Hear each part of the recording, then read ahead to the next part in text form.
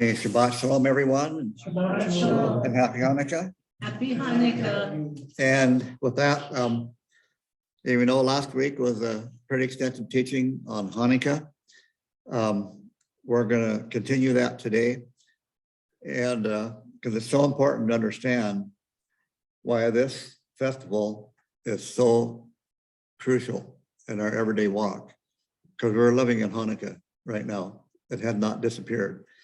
The enemy of our souls wants us to worship him. And he's trying to convince everyone in the whole world to worship him through whatever means that is. That's why there are several thousand denominations throughout this world. Okay, the Bible says there's only one God, if you will, one faith, one understanding, one scripture. And there's several miracles in Hanukkah.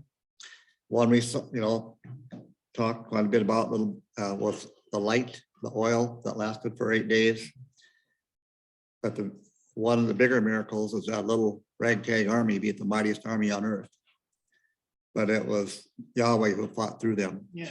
And the last thing that we read in the book of the Maccabees, was that the people fought with their hands, but they prayed from their heart. So while they're fighting hand-to-hand combat, every single one of them were praying from their heart. And then God gave them the victory. And so that in itself was a powerful miracle. So let me ask this question. What's the greater miracle? When a woman's pregnant, she gives birth, right? So what's the greater miracle, the giving of birth or the actual conception? The conception. Yeah, when you're pregnant, you give birth. That's for the miscarriage, but you know what I'm saying? Being conceived during Hanukkah is quite a miracle. Because the book of Isaiah, I'm not even going there today. And I could spend the whole time on the book of Isaiah. Because the book of Isaiah will prove to us exactly that Mary knew no man and conceived. And it's all there in the chapter 9 of Isaiah, but we're not even going there today. But I want us to wrap our brain around Hanukkah is a feast of miracles all over the place. And the conception of Yeshua during Hanukkah, should be a wow moment for each and every one of us. So in the book of Acts, chapter 17, let's read verse 2 for the moment. And Paul, as he was accustomed, entered unto them, and 3 Sabbaths spoke with them from the scriptures. Let's stop for a moment. So, as a custom, Paul taught where? Acts chapter 17, verse 2. So, as a custom was what? People went to congregation on the Sabbath, right? But he spoke with them from the scriptures. What scriptures? There's no New Testament yet. And by the way, this was written about 90 some years after, 87 years or so after the resurrection of the Messiah. This was a long time after the resurrection. And so, and then explaining verse 3, and demonstrating that the Messiah had to suffer and to rise from among the dead, that this Yeshua is the Messiah whom I declare to you. He explained all this from the scriptures. And see, brethren, this is why it's so important to understand why we go through the Torah every year, the first 5 books, because it will go through the death, burial, and resurrection of the Messiah. It'll do all these things and much more. It'll give you prophecies in the end days like you can't believe. And so let's go down to verse 10. Let's go to verse 10. And then brothers immediately in the same night sent Paul and Silas to the city of Berea. And when they had come there, they entered the Jewish synagogue. For those Jews who were there were more noble than those Jews who were in Thessalonica. Let's stop for a moment. Why were the Jews more noble than, in Berea, more noble than anyone else? Yeah. Study the scriptures. Okay, they did. Because every one of us, and I said this from get-go, Don't ever take anything I say for granted. If you know exactly what I'm saying, the truth, you know that and understand that, great. But if there's things you don't understand, just don't take it for granted. Take it back to the first 5 books and prove me, and prove to me that if I did something wrong or taught something wrong, I want to know about it. So you need to be like a good Berea and go through the scriptures and study to make sure what Paul said, is that what the scriptures said?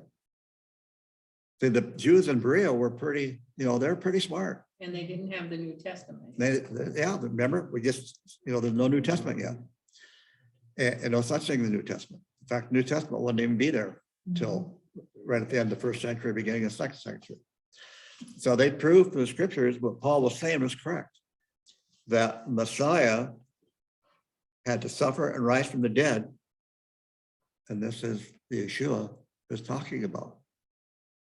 And so this is why I teach this, to encourage you to be able to prove, like, Bereans did, that what I'm saying is true, so that when you go to the first 5 books, you can prove the death, burial, and resurrection of the Messiah. You can prove when redemption started. It's all there. It's just incredible. Okay, let's go over to, let's go to verse 24. For the Eloah who had made the world and all that is in it, and this is the Adon of heaven, of earth, and does not dwell in temples that hands have made. Okay, so what was the purpose of the altar? Remember last week? To show Yahweh's ownership over the whole earth. That he owns it. In fact, we'll close with some of those scriptures, when we get done.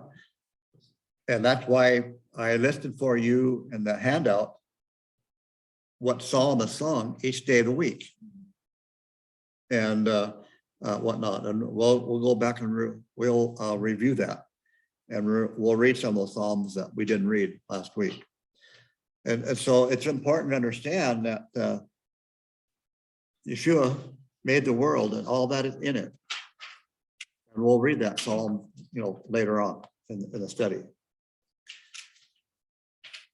Look at verse 31. Because he has established a day in which he will judge all the earth with righteousness through the man. Okay, man should be capitalized, whom he appointed, and he has caused all men to turn to his, to be capitalized, his trust, and that he raised him, capitalized, from among the dead. So let's read that again. Because he has established a day in which he will judge all the earth with righteousness through the man whom he appointed. And he has caused all the men to turn to his trust, and that he raised him from among the dead. So he will judge all the earth with righteousness.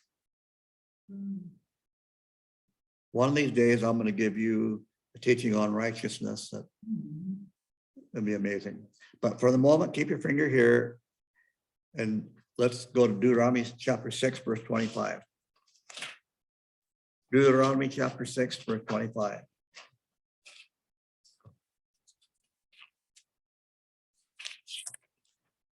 We need to know a definition of righteousness. I can give you many more verses that will say exactly what it is, but just for right now, this verse will suffice. Deuteronomy chapter 6, verse 25 says, and shall be righteousness unto us. Who's us? Us. Us, that's right, us. Us is us. If we observe, notice it says, if we observe to do all the commandments before Yahweh our Elohim, as he has commanded us. So the righteousness, as we can, I'll do an extensive teaching on that later. But righteousness, judging the whole world in righteousness, will be judged from the first 5 books. What verse was that? 25. Deuteronomy 6:25. So the whole world is going to be judged through the first 5 books. That's why we need to know it. This helps us to draw closer to the one who made us. If we understand that the world will be judged from what is written in the first 5 books, it should be quite sobering, to tell you the truth. Mhm. That's why we need to know it. That's why we teach it every year and go through it, so we can learn a different facet than the year before. You know, different methods of understanding what it says. Okay, now, back to Acts. Let's see. So let's read that again, Acts chapter 17, verse 31. Because he has established a day. He has established a day. So let's stop for a moment. We're going to read it a little bit later. But what day is that? Yom Kippur. Oh, yes. That's when the judgment of the sheep and the goats will take place. And we proved that earlier, but we'll go there later. But right now, keep your finger there. Go to 2 Corinthians. Oh boy, chapter 5, verse 10, maybe. 2 Corinthians chapter 5.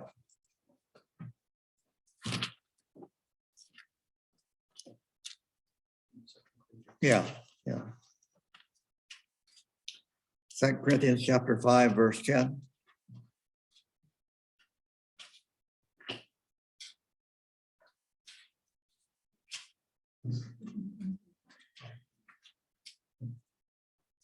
Second Corinthians 5, verse 10 says this: for all of us will stand before the being of the Messiah, which each man might be rewarded for what was done by him in his body, whether good or evil.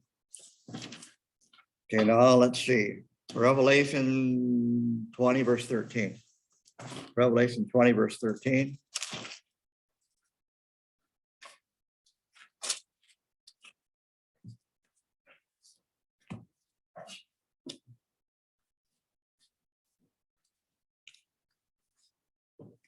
Revelation 20, verse 13.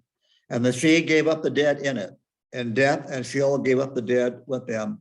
And each one of them was judged according to what? His deeds. Right, judged to his deeds. Okay.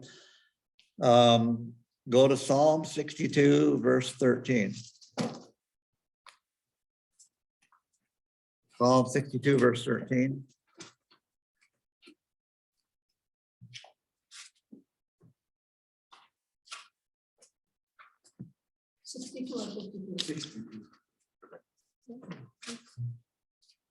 That'd be verse 12 in English. In Hebrew Bible, 62, verse 13. In English Bible, 62, verse 12. Psalm 62, verse 12.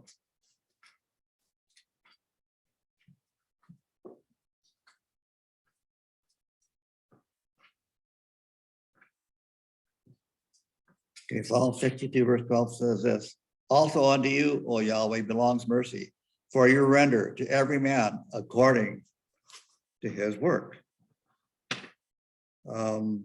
Psalm 9, verse 8. Psalm 9, verse 8. Vicinity.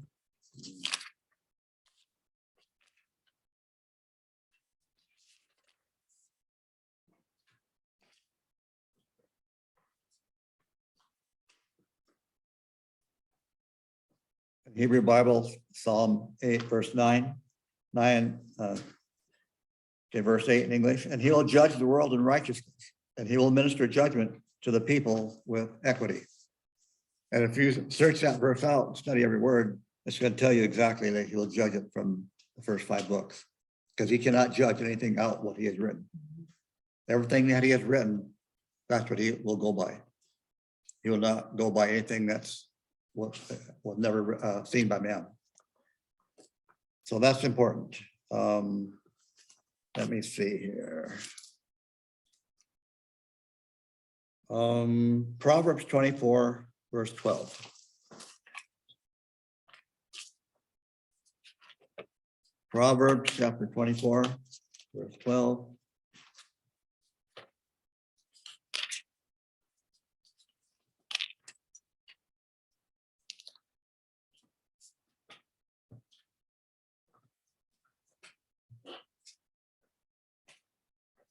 Proverbs 24, verse 12. If you say, behold, we knew not this, does not he that weighs the heart consider it? And he that keeps your soul, does he not know it? And shall not he render to every man according to his works? Daniel 12, verse 1.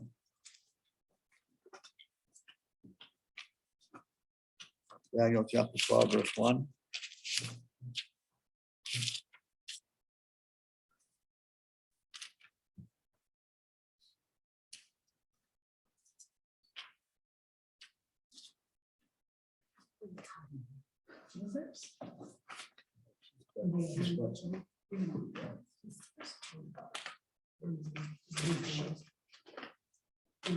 Okay, Daniel 12, verse 1. And at that time, Michael stand up, the great prince, who stands for the children of your people. And there shall be a time of trouble such as never was since there was a nation, even to that same time. And at that time, your people shall be delivered. Every one that shall be found, what? Written in the book of life. Maybe inscribed in the book, Yeah, the book of life. yeah. And so those are just some of the things that we look at. It shows you how serious our Creator is about us serving Him and not a false deity and pagan ways, pagan holidays, et cetera, et cetera. Okay, 2 Timothy 1:7, 1:7-9, 2 Timothy.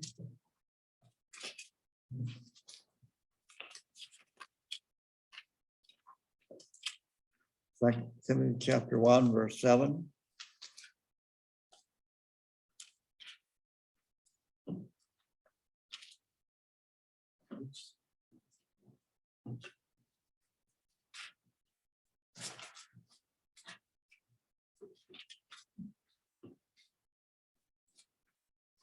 In 2 Timothy. Behind, right after 1 Timothy. Chapter 1, is that what you said? Chapter Yeah, 1. 2 Timothy chapter 2, verse. Oh, chapter 2. Chapter 2, verse 7. I'm sorry, 2 Timothy chapter 1, verse 7. I'm getting my ones and twos all mixed up here. What? 1. Chapter 1, 2 Timothy chapter 1, verse 7. For Eloah did not give to us a spirit of fear, but of power and love and of sound mind. Some people verses may have instruction, Yeah. but instruction is actually a better word. It gives us sound instruction. Verse 8, therefore do not be ashamed by the testimony of our Adon, nor by me, his prisoner, but endure evil things connected with the good news by the power of Eloah, who gave me life and called me with a set apart calling, not according to our works, but according to his will and his grace, which was given to us by Yeshua the Messiah from before the time began. Before time ever began, before the time of the ages. Given to us by Yeshua Messiah. But I want to point something else out here that's not taught very often. Let's read the first part of verse 9. Who gave me life and called me with a set apart calling, not according to our works, but according to his will and his grace. Guess what? That's each and every one of you. Yes. That's each and every one of you. You are called. He gave you life. He gave each and every one of you a set apart calling. To do what? To learn of him. To teach what I'm teaching. Yeah. To share what I'm sharing. He gave you life. And so your job and my job is pretty, it's pretty self-explanatory here. To his will and his grace, which is given to us. Before when? Before there ever was a let there be in the book of Genesis. This was all pre-planned. The blueprint was already given. Okay, now go to John 17, verse 5, I believe. John 17, verse 5.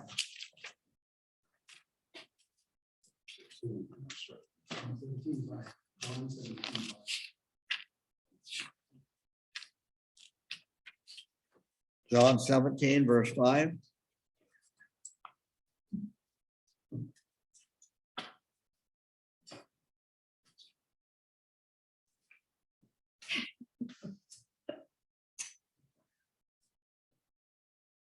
And now, my Father, glorify me with you, with that glory that I had with you before the world ever was.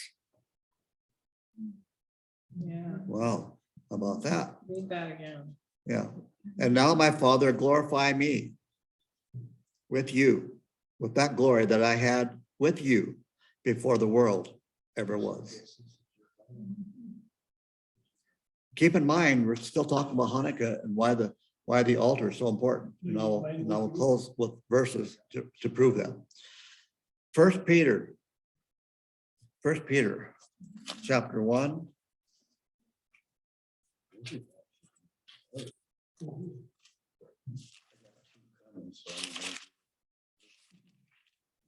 First Peter chapter 1, verse 9.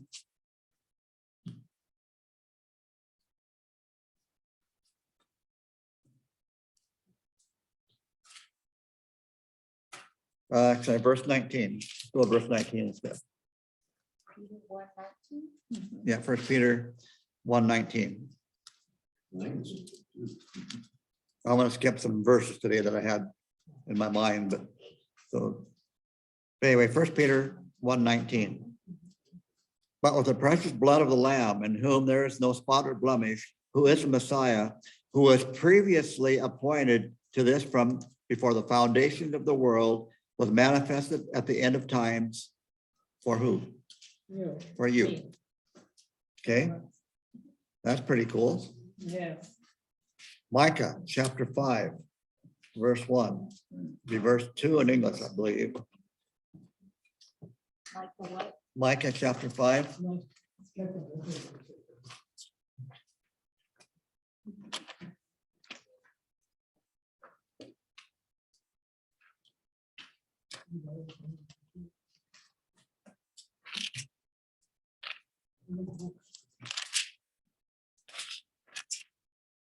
Now, I don't really like your bookmarks there.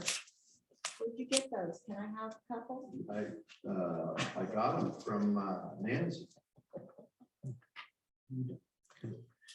Ooh, they're about my bills. I just want to remind, hey, I just want to remind everyone we're being recorded, so people will hear this all across the globe. So, Okay, well. they know that it's- They want money too. okay, Micah chapter 5, verse 1 in Hebrew, be verse 2 in English Bible.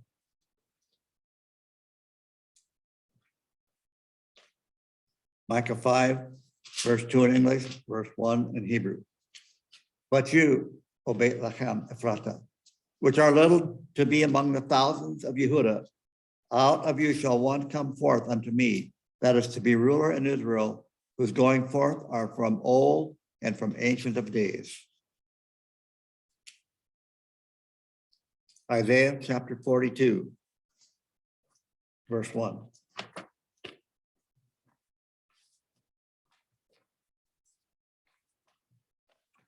Isaiah 42, verse 8. Or actually, verse 1. 1 through 8.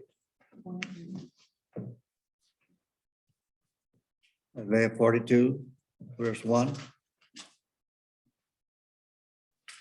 Behold, my servant whom I uphold, my chosen in whom my soul delights. I have put my spirit upon him. He shall make the right to go forth to the nations. He shall not cry nor lift up, nor cause his voice to be heard in the street. A bruised reed shall he not break, and the dimly burning wick shall not be quenched. He shall make the right to go forth according to the truth. He shall not fail nor be crushed till he have set the right in the earth, and the isle shall wait for his Torah. Okay, thus says El Yahweh, he that created the heaven, stretched them forth, he that spread forth the earth, and that which comes out of it, he that gives breath unto the people upon it, and spirit to them that walk therein. I, Yahweh, have called you in righteousness, and have taken hold of your hand, and kept you, and set you for a covenant of the people, for a light of the nations, to open the blind eyes, to bring out the prisoners from the dungeon, and them that sit in darkness out of the prison house. I am Yahweh, that is my name, and my glory will I not give to another, neither my praise to graven images. Remember, Oh, children of yeah. Israel made a graven image, Mhm. a golden calf, called it Yahweh. Called it Yahweh, yeah. Yeah. One of King Solomon's sons did the same thing. Only he set up 2 golden calves. So Colossians chapter 1, or all over the place, huh? Colossians chapter 1, verse 12.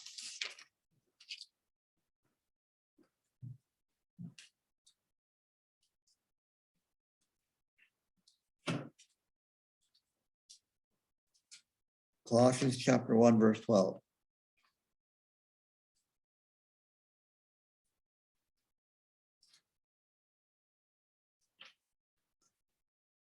One way to help remember it is General Electric Power Company. Yeah. Colossians, Ephesians, Colossians. So what? General Electric Power Company. Gives you Galatians. Yeah, Yeah. yeah. Ephesians, and right before that, I'm just giving you an acronym, General Electric Power Company, and it's a good way to find Colossians. Yeah, right. Anyway, chapter 1, verse 12. You should give thanks to Eloah, the Father, who has made us worthy for the portion of the inheritance of the set apart ones by light, and has delivered us from the dominion of darkness and brought us into the kingdom of his beloved Son, by whom we have redemption and remission of sins, who is in the image of Eloah, who is invisible, and the firstborn of all creation. And by him was created everything that is in heaven and on earth, all that is seen and all that is not seen, whether thrones or sovereignties or principalities or authorities, everything by his hand and by him was created. He was from before, and all and everything by him was established. And he is the head of the assembly, because he is the head and the firstborn from among the dead, that he might be first in all. And in him he desired all his fullness to dwell. So you see, Yeshua created everything that is. Yes. And we'll see later where he commanded Moses to build an altar to prove his ownership over all the earth. Okay, let's see here. John 1:18.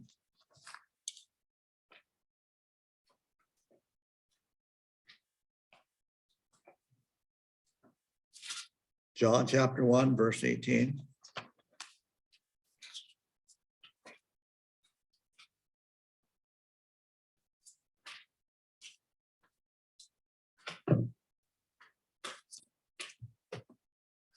John chapter 1, verse 18. Yeshua speaking here, man has not ever seen Eloah, the only begotten Eloah. That one who is in the bosom of his Father hath declared him. Okay, John chapter 5, verse 37. John 5:37.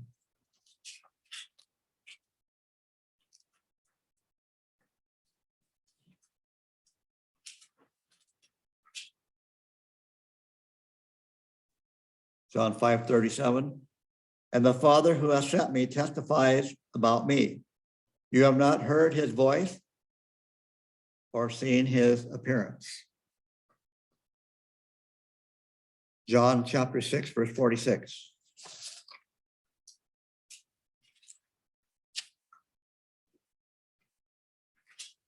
John 6:46. Not that a man has seen the Father, but he who is from Eloah. That one has seen the Father.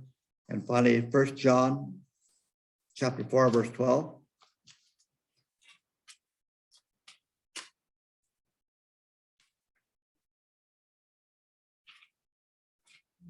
First John chapter 4.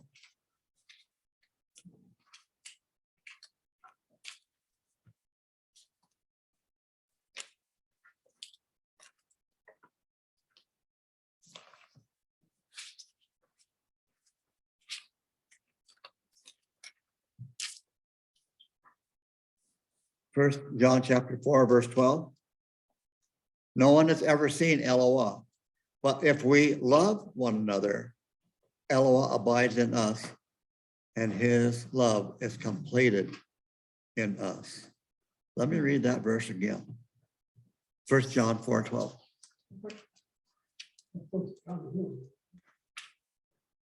This is a very powerful verse. Mhm. No one has ever seen LOL. But if we love, what did it say? We love- If Yeah. we Yeah. love one another, then LOL abides in us, and his love is completed in us. Hmm. Should I read that again? Yeah. No one has ever seen LOL. But if we love one another, then he will abide in us. LOL abides in us. Then his love is complete in us. Brethren, if we look at someone and our hackles rise up, we're not looking at that person through the eyes of a Messiah. We're not. The love went out the window right at that moment. We don't have to like them, Thank you. but we are commanded to love them. Okay? I mean, we don't have to like them, but we have to be able to look at them the same way our Messiah did. Because he died for them just as much as he did for you and I. True. And so Bible clearly speaks about if you have aught against your brother, leave your gift at the altar and go make amends with the person you have aught with. Then come back and offer your gift. If everybody in our respective congregations would do that, there'd be no aught in the assembly. There'd be no aught in the congregation. Because they would be looking at you the same way, hopefully. And so no one has ever seen LOL, but if we love one another, LOL abides in us, and his love then is completed. The big word is there is completed. Because again, if we look at someone and that love is not there, his love in us is not completed. With many brethren, the love is not completed in them. This verse should be taught regularly. Mhm. Okay, but we're going to move on. Matthew 23, verse 16.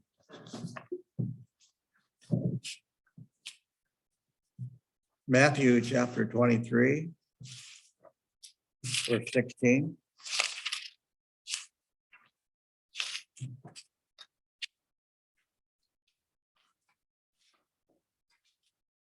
Matthew 23, verse 16.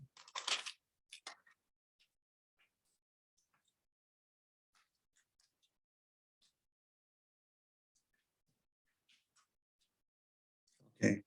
Woe to you blind guides who say, whoever swears by the temple is not obligated, but he that swears by the gold of the temple is obligated. Fools and blind, which is greater, the gold or the temple that sanctifies the gold?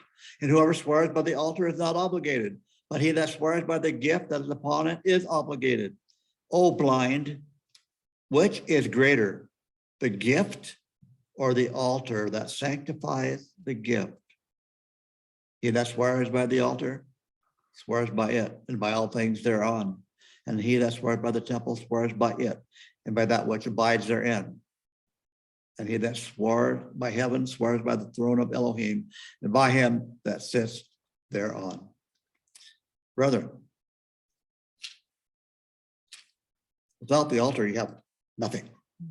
Mhm. Without the altar, you have nothing. Without the altar, you don't have the temple. Without the temple, without the altar, you don't even have gifts. You can bring whatever you want. Right. But you got to have the altar.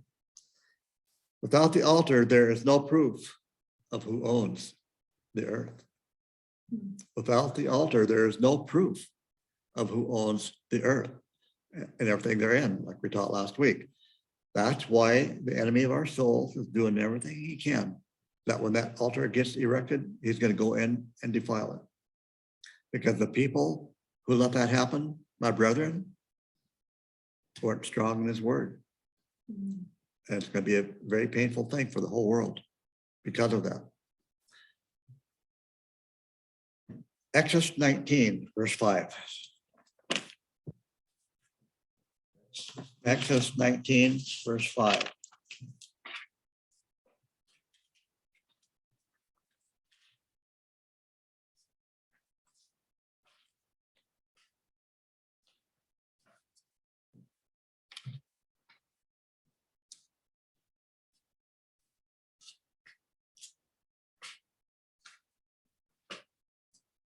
Okay, Exodus 19, verse 5, it says this. Now therefore, if, that's such a big word. If you will hearken unto me, or unto my voice indeed, and keep my covenant, then you shall be my own treasure among all the peoples. What does it say? For all the earth is mine. So now let's go to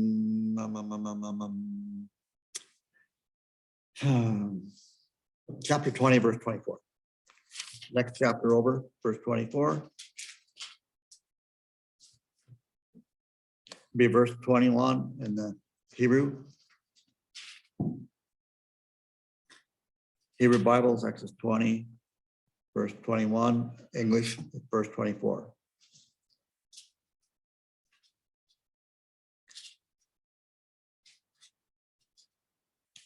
Okay, let's go to the previous verse, verse 23.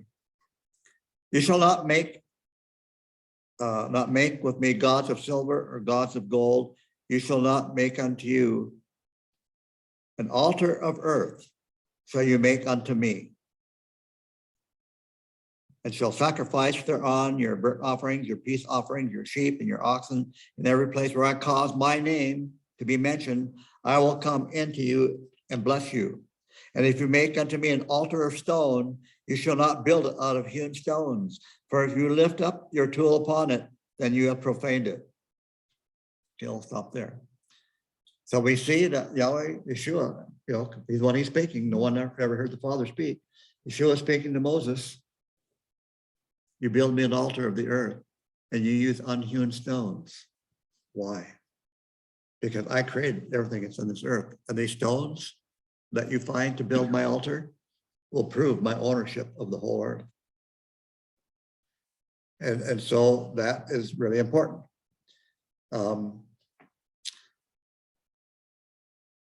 Right now, I'm going to go into some Hebrews, go to Hebrews chapter 10, and I'm going to give you some very sobering verses. Hebrews chapter 10.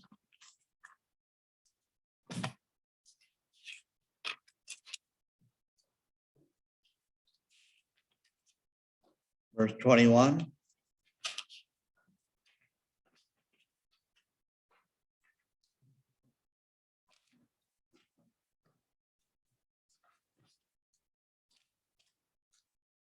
Hebrews 10, 21.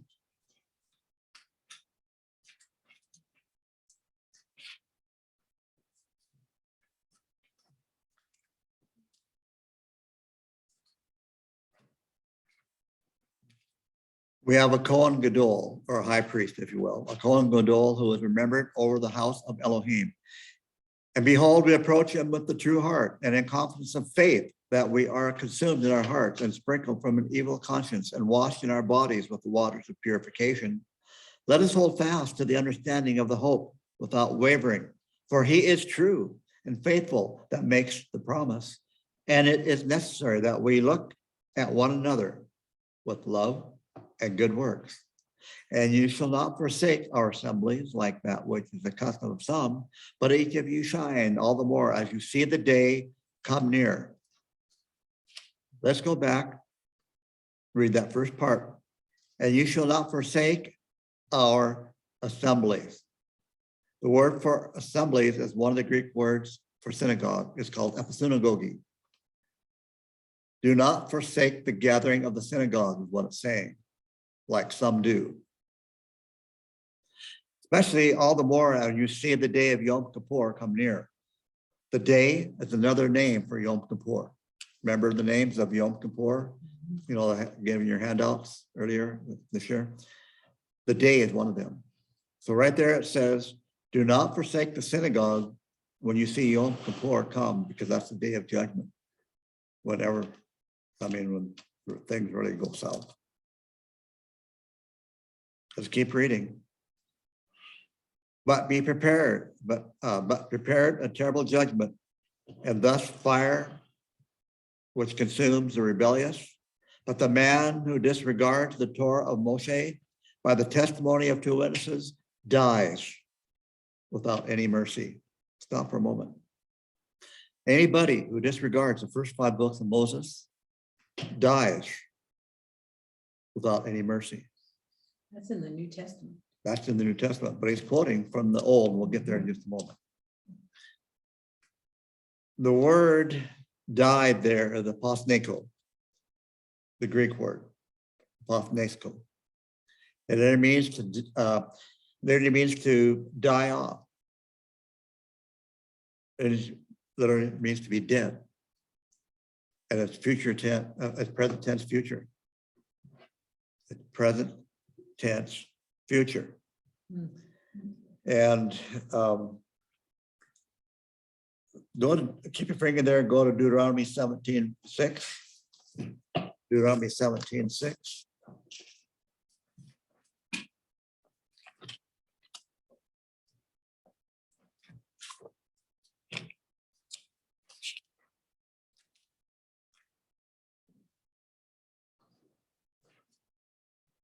I just want to give you a couple of things before we get into the verse that I want to talk about. Deuteronomy 17:6.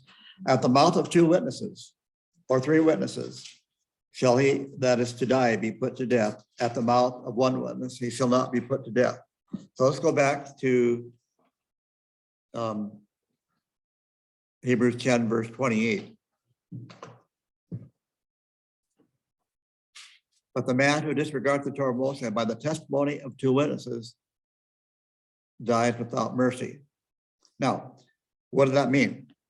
Let's say I witnessed to someone on the street, about the first 5 books and how important it is, and it's relevant, I go through the whole thing.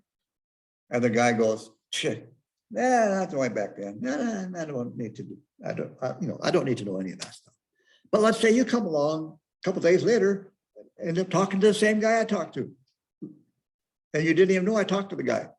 And you say, hey, he says pretty much the same thing I said to the guy. And he goes, I told this other guy before, that's not for today. That's way back there. That's history. Besides, that's for the Jews only. Well, when Judgment Day comes and this person dies, or he doesn't die before Judgment Day comes, he's going to die without mercy. This is how serious this stuff is. It's first 5 books, because that's the foundation of all Scripture. And I mean, not good. Let's go to verse 29. How much greater punishment do you suppose will come upon that man which tramples under his feet, the son of Elohim, to think of the blood of the renewed covenant as unclean, by which they were set apart, and disregard the spirit of grace. Go to Exodus 24, verse 8. Exodus 24, verse 8.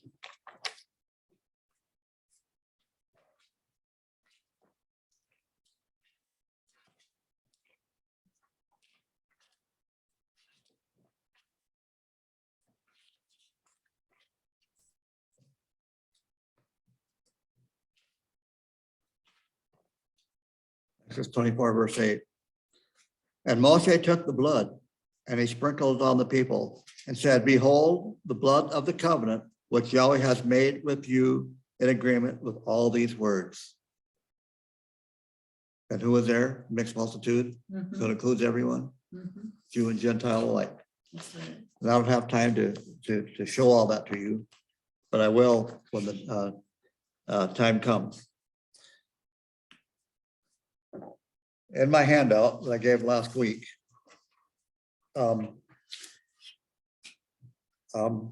we can turn to Psalm 24 if you don't have it. This is a psalm that is sung every Sunday, every first day of the week. And it's important because I'm going to go over a little bit what I did before. Psalm 24.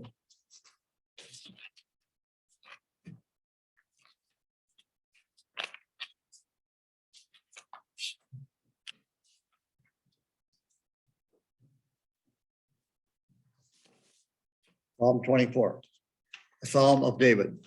The earth is Yahweh's and the fullness thereof, the world and that dwell therein.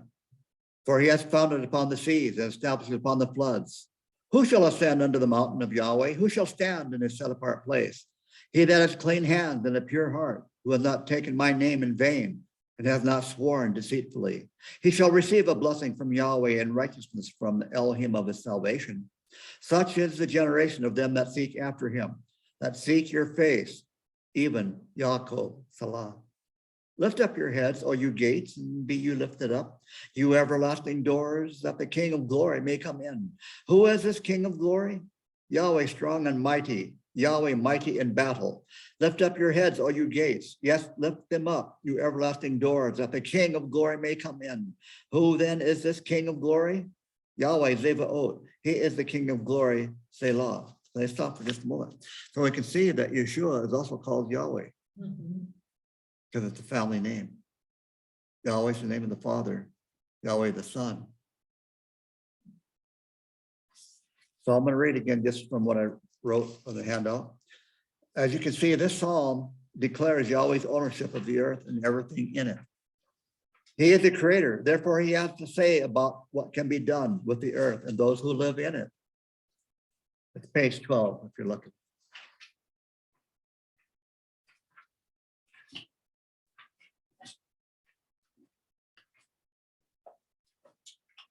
He has to say about what can be done with the earth and those who live in it. The question is posed as to who can and cannot approach him. The answer is also given. Only those who approach in an appropriate manner may come before Yahweh and his altar. Those who are false and lift themselves up are opposed to Yahweh and cannot come near to the altar to seek his blessings. But the generation, the family of Israel, family of Yaakov, family of Jacob, they're the ones that can come near. It's the seed of Abraham.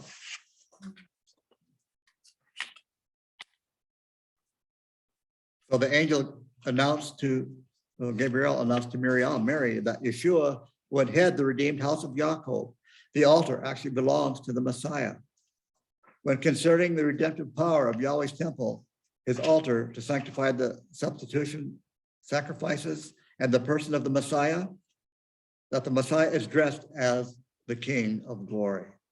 The psalm speaks to the majesty of our Elohim, our God, Messiah, and his temple. It's most fitting then that these words be spoken first each week. So now we're going to look, all these psalms are short. Psalm 48, this is a psalm that will be sung on Monday. So Psalm 48, they're all short psalms.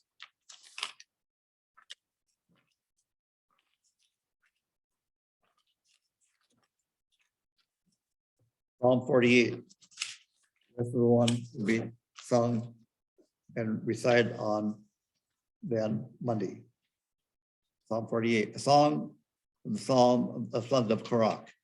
Great is Yahweh and highly to be praised in the city of our Elohim, his set apart mountain. Fair in situation, the joy of the whole earth, even Mount Zion, the uttermost parts of the north, the city of the great king. Elohim and their palaces that made himself known for a stronghold. For behold, the king assembled themselves that came together onward together. They saw straightway, they were amazed, they were frightened, they hasted away. Tremblings took hold of them, their pangs as a woman in travail. With the east wind, you break the ships of Tarshish. As we have heard, so have we seen the city of Yahweh Zebaoth and the city of our Elohim. Elohim established it forever, Salah. We have thought on your loving kindness, O Elohim, in the midst of your temple. As is your name, O Elohim, so is your praise unto all the ends of the earth. Your right hand is full of righteousness. Let Mount Zion be glad. Let the daughters of Yehuda rejoice because of your judgments. Walk about Zion and go around about her. Count the towers thereof. Mark you well her ramparts. Traverse her palaces, that you may tell it to the generation following. For such is Elohim, the Elohim forever and ever. He will guide us eternally. On the third day, Tuesday, Psalm 82. So Psalm 82.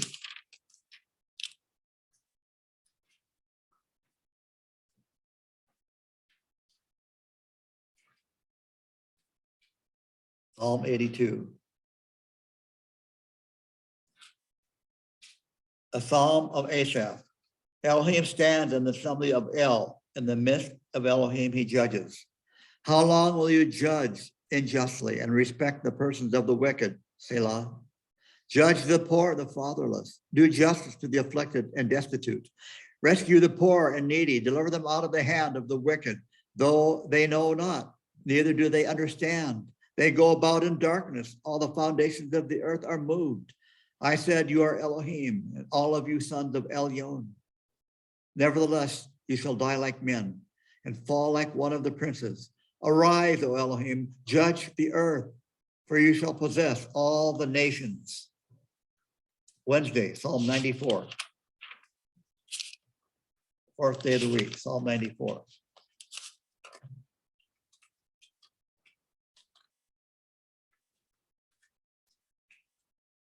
O Yahweh, you El, to whom vengeance belongs. You El, to whom vengeance belongs, shine forth. Lift up yourself. You judge the earth. Render to the proud their recompense. Yahweh, how long shall the wicked exult? They gush out, they speak arrogancy, and the workers of iniquity bear themselves loftily. They crush your people, O Yahweh, and afflict your heritage. They slay the widow and the stranger and murder the fatherless. And they say, Yah will not see, neither will the Elohim of Yaakov give heed. Consider, you brutish among the people, and you fools, when will you understand? He that planted the ear, shall he not hear? He that formed the eye, shall he not see? He that instructs the nations, shall he not correct? Even he that teaches men knowledge. Yahweh knows the thoughts of men, that they are vanity.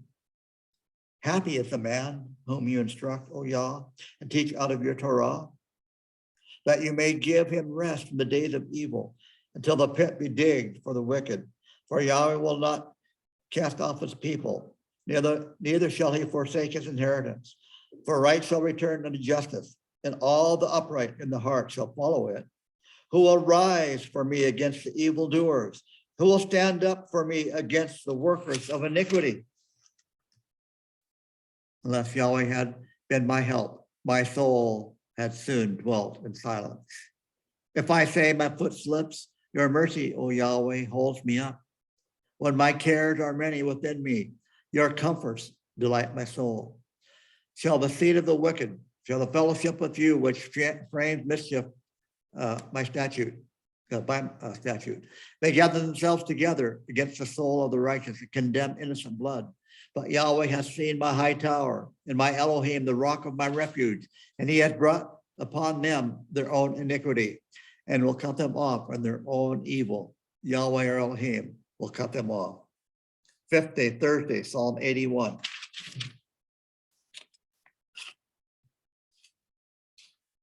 Psalm 81.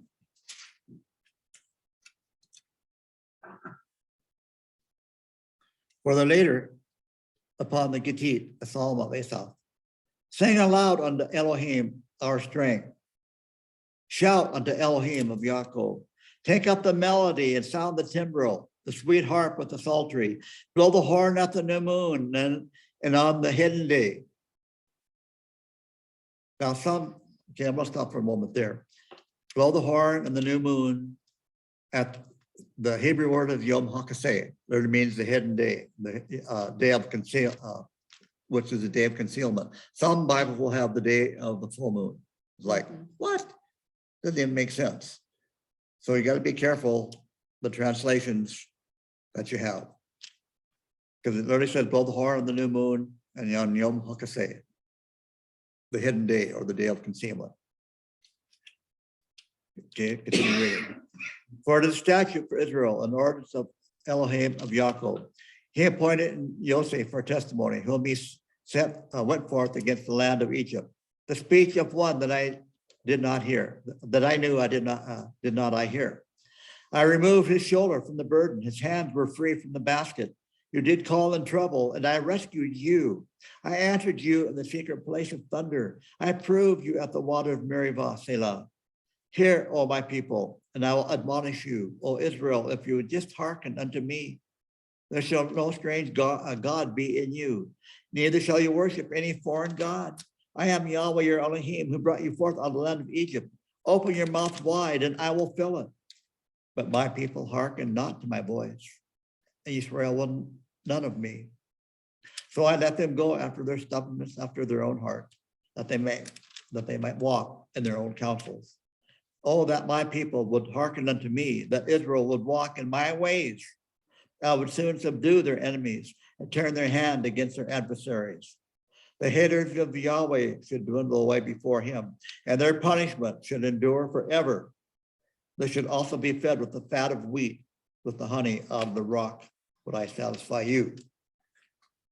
Psalm 93, the 6th day,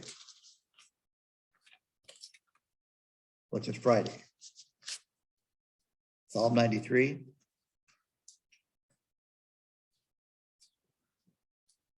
Yahweh reigns. He is clothed in majesty. Yahweh is clothed. He hath girded himself with strength. Yes, the world is established, that it cannot be moved. Your throne is established of old. You are from everlasting. The floods have lifted up, O Yahweh. The floods have lifted up their voices. The floods lift up their roaring. Above the voices of many waters, the mighty breakers of the sea, Yahweh on high is mighty. Your testimonies are very sure. Holiness becomes your house, O Yahweh, forevermore.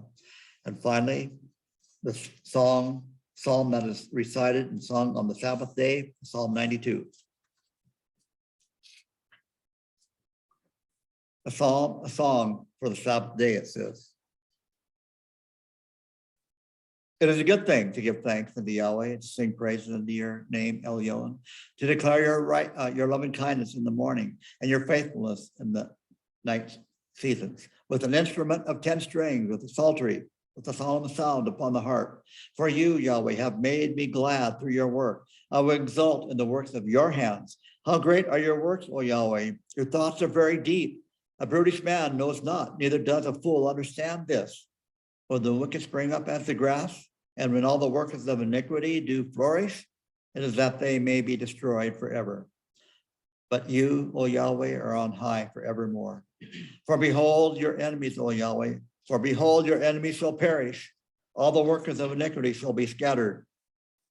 But my horn have you exalted, like the horn of the wild ox. I am anointed with rich oil. My eyes have gazed upon them that lie in wait for me. My ears have heard my desire of the evildoers that rise up against me. The righteous shall flourish like the palm tree, but he shall grow like a cedar in the Lebanon. Planted in the house of Yahweh, they shall flourish in the courts of our Elohim. They shall bring forth fruit in old age. They shall be full of sap and rich and richness, to declare that Yahweh is upright, my rock, in whom there is no unrighteousness. Sometime down the road, I'll go on to each one of those psalms in detail, specifically why they are read on that specific day. Remember, showed last week where King David received all the liturgy for the temple worship in Chronicles. But I'm just going to finish out my paper here, like I did last week. Do you see the recurring theme in the Psalms at the altar? Did you hear the declarative statements about Yahweh and how he will deal with his enemies? It began with the King of Glory being welcomed and singing praise to the Most High Elohim. They boldly declared that Yahweh was the Elohim of justice, that he was an Elohim of vengeance.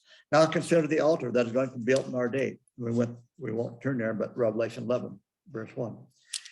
And a reed was given to me like a rod, and the angel stood and said, arise and measure the temple of Eloah and the altar and those who worship in it. Anyone who speaks against the altar that is to be built soon in Jerusalem is taking issue with the words of these psalms. He will be disputing the words of Yahweh Elohim and the declarations of our Elohim as the king and owner of all the earth.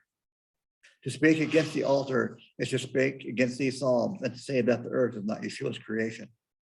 To speak against the altar is to blaspheme Elohim and the words of these psalms. Only enemies of Yahweh, those spoken of in the psalm, would say such things. Heaven forbid that believers in Messiah should say any such thing. Brethren, we need to educate every believer, all believers, our families, our friends, to prepare for the altar that is coming. In particular, share these psalms to ensure that they understand that these words are the words we will be measured by when Elohim measures us in the coming days. The altar of Yahweh Elohim establishes such a beautiful precedent of his authority over this whole world. Let us not ever forget that. So as you can see again, that Hanukkah is a very important holiday because it's about the altar. It's more about the altar than the oil. It's more about the altar than few men defeating myriads of thousands. So I hope you appreciate what Hanukkah is all about. And about Yeshua's It's conception. about Yeshua's conception, because without it, if Antiochus succeeded in exterminating the Jews, we would have no scriptures, we'd have no Messiah. Same way at the festival of Purim. So let's pray. Heavenly Father, we thank you again for giving us your word and the liturgy to King David, so we'd have it to see how you prepared the temple and the altar for us to understand and how to approach you, a sinful man approaching you, a holy, set apart creator. Heavenly Father, again, I just lift up the needs of the brethren. I ask, Father, you go forth and meet their needs and whatever needs they have. And I pray, Father, you also give them the desires of their heart in Yeshua's name. Amen and amen. Amen. And happy Hanukkah to everyone. Happy Happy Hanukkah. Monica. Wish you were all here, because we're going to play dreidel. Dreidel, dreidel, dreidel. That's right. We're going to go sing it too. Okay, Shabbat Shalom, everyone. Shabbat shalom. We appreciate you, Randy and Sandy. Thank you. Appreciate you too. Yeah, we appreciate Yes, it. we do. Happy Amen. Hanukkah. Yep, happy Hanukkah. Happy Hanukkah. Happy Hanukkah. Shalom, shalom.